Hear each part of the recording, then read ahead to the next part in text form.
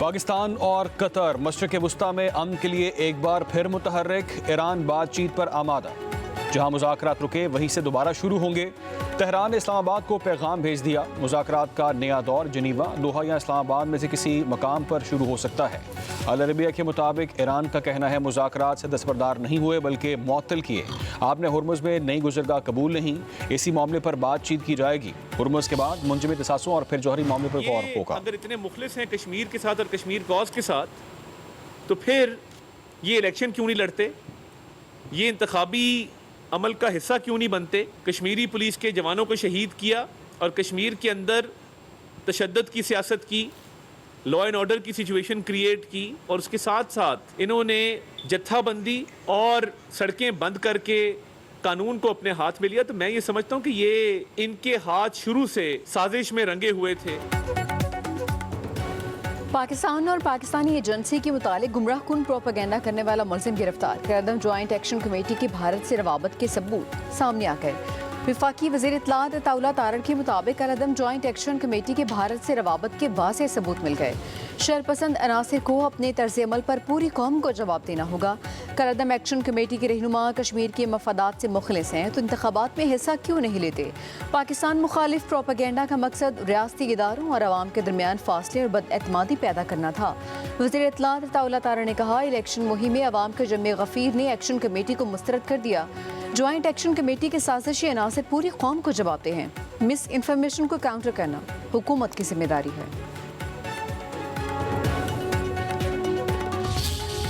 ऐसा बुरा ना माने, मगर कश्मीर हो या कश्मीर, मीरपुर हो या मीरपुर ख़ास, इनके सिर्फ नाम नहीं मिलते, इनका मिजाज भी मिलता है, इनका गैरत भी मिलती है और अपने हक़ के लिए खड़े होने का हौसला भी मिलता है।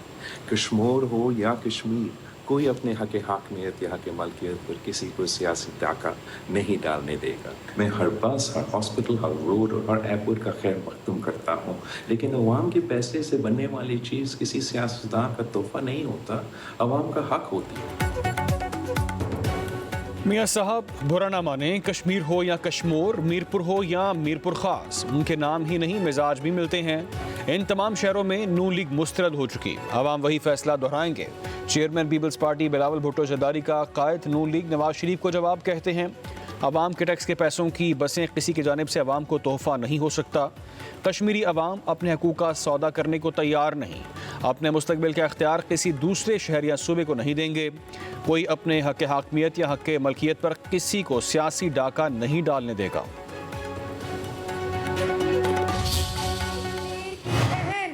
कश्मीर की बेटी जब मुजफ्फराबाद गई तो मुजफ्फराबाद ने फैसला सुनाया कि शेर आ गया है। इसी तरह कल जब मीरपुर में कश्मीर का असली बेटा गया, कश्मीर की असली बेटी गई, तो मीरपुर ने फैसला सुना दिया कि आज़ाद कश्मीर में कश्मीर की खिदमत के लिए, आज़ाद कश्मीर की खिदमत के लिए पाकिस्तान मुस्लिम लीग नून की हुकूमत बन गई है। जीत मुस्लिम लीग नून की ही होगी। आज़ाद कश्मीर के लोगों ने फैसला सुना दिया। पंजाब की सीनियर वजीर मरियम औरंगजेब का रावलपिंडी में ख़वातीन के इजलास से इजहार ख्याल। कहा, नून लीग की क़यादत हकीकी मानों में अवाम की उमंगों की तर्जुमान है। आज़ाद कश्मीर की अवाम की खिदमत मुस्लिम लीग नून करेगी। अवाम की खिदमत के लिए नीयत और मेहनत का जज्बा होना चाहिए।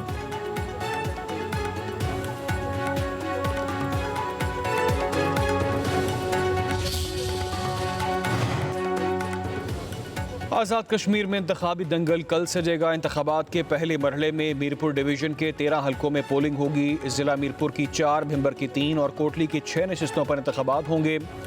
इंतखाबी मैदान में 287 उम्मीदवारों में जोर आजमाई होगी। मीरपुर डिवीज़न में वोटर्स की कुल तादाद 14,01,439, 2,454 पोलिंग स्टेशन और 3,701 पोलिंग बूथ कायम किए जाएंगे।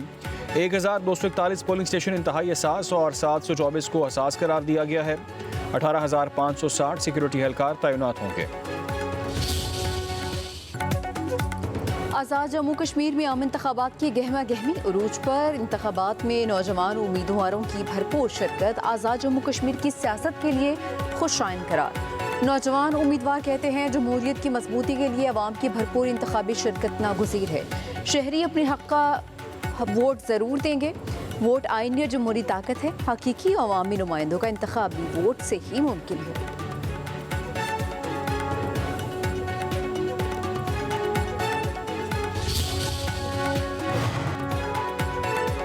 वज़ीर आला मरीम नवाज ने वादा पूरा कर दिखाया। इलेक्ट्रो बसें मीरपुर पहुंच गईं। इलेक्ट्रो बसों की आमद पर मीरपुर में जश्न का समा, ढोल बजने लगा। मकामी अफराद का इजहार मुसर्रत।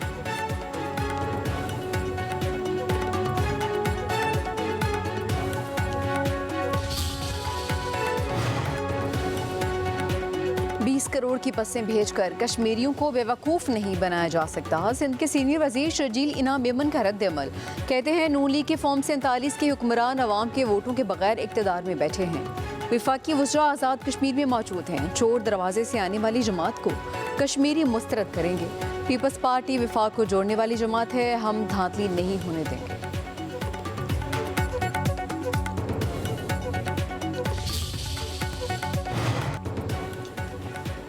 गवर्नर हाउस में खाली कुर्सियों का जलसा करना सदर आसिफ अली जरदारी की तौहीन है। शुक्र करें मीनार पाकिस्तान में जलसे की खिफत से निजात मिल गई। पंजाब की वज़ीर इत्तलात अज़मा बुखारी का पीपल्स पार्टी पर तंज। कहा गवर्नर हाउस लाहौर में खाली कुर्सियों का जमे गफीर था। कुर्सियाँ 2000, जलसे में बंदे 150 थे। जिसने भी आसिफ अली जरदारी को लाहौर में जलसे करने का मशवरा दिया उसकी क्लास होनी चाहिए। पीपल्स पार्टी पंजाब की क़यादत का पार्टी से ज़्यादा पंजाब हुकूमत पर फोकस है। ये लोग अपनी पार्टी पर तवज्जो देते तो आज पंजाब में पीपल्स पार्टी का ये हाल ना होता।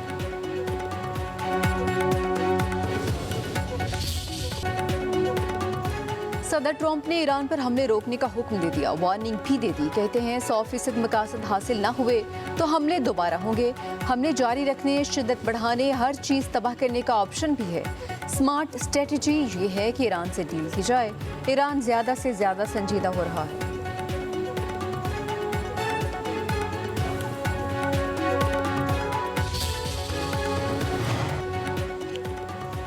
सदर ट्रंप के हमले रोकने के अहकामात पर ईरान ने भी जवाबी कार्रवाइयाँ रोक दी। ईरान का 2 हफ्तों के हमलों में 200 से ज़ायद अमरीकी फ़ौजियों की हलाकत का दावा।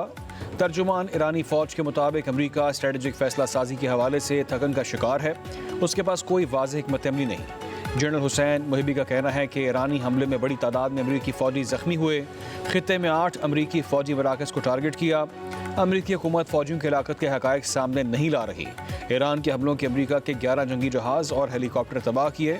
ईरानी पास दौरान इनकलाब की बरतानिया को भी वार्निंग। कहा बरतानिया अमरीका की हिमायत करेगा तो यकीनी और जायज़ हदफ होगा।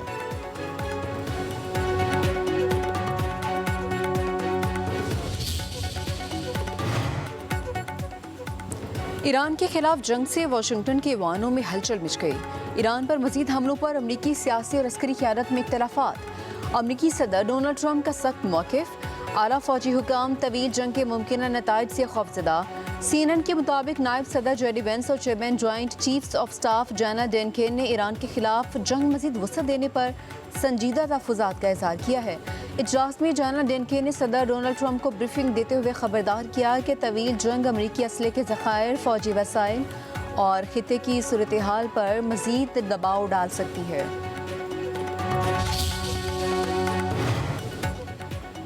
यमन के हौसी ग्रुप अंसारुल्लाह ने भी सऊदी अरब पर हमले कर दिए। अंसारुल्लाह के मुताबिक सऊदी अरब के शहरों यनबो और जाजान पर हमले किए गए। अरामको तनसीबात को निशाना बनाने के लिए दर्जनों क्रूज़ मिसाइल, बैलिस्टिक मिसाइल और यमन में तैयार करदा ड्रोन्स इस्तेमाल किए गए। फौजी ऑपरेशन कामयाब रहा और तमाम मतलूबा हदाफ को निशाना बनाया गया। सऊदी हुकाम का कहना है तमाम हमलों को फ़िज़ाई दिफाई निज़ाम के ज़रिए कामयाबी से नाकाम बना दिया गया। अंसारुल्लाह ने कहा कि सऊदी अरब ने यमन का मुहासरा ख़त्म न किया तो वो मिसाइल हमले जारी रखेंगे।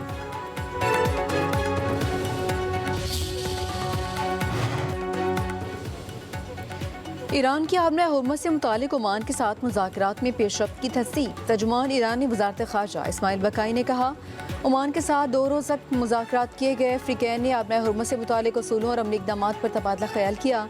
दोनों ममालिक के दरमियान तकनीकी और सियासी सतह पर मुशावरत का सिलसिला भी जारी है। हमला हुर्मुज़ में बहरी आमदोरफ्त की मौजूदा सूरत हाल में कोई तब्दीली नहीं आई। ईरान का सऊदी अरब और यमन के तनाज़े को बातचीत के जरिए हल करने का मुतालबा।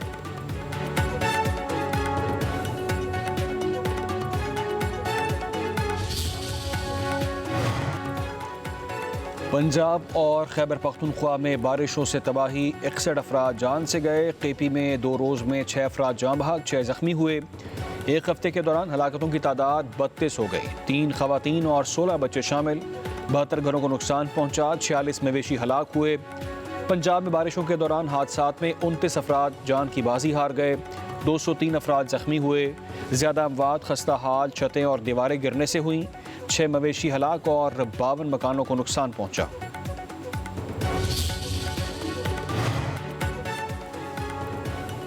दरियाए सिंध में पानी की सतह बुलंद। कोटहदू में हेड तोंसा बराज पर पानी का बहाव तेज। नशीबी बस्तियां ज़ेरे आब आने का खदशा।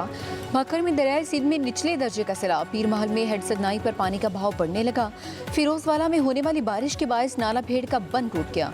पूरी आबादी पानी की लपेट में आ गई। डस्का में नाला 1 में पानी की सतह में इजाफा। 5 रोज़ा बारिश से 70% से जायद रकबा ज़ेरे आब।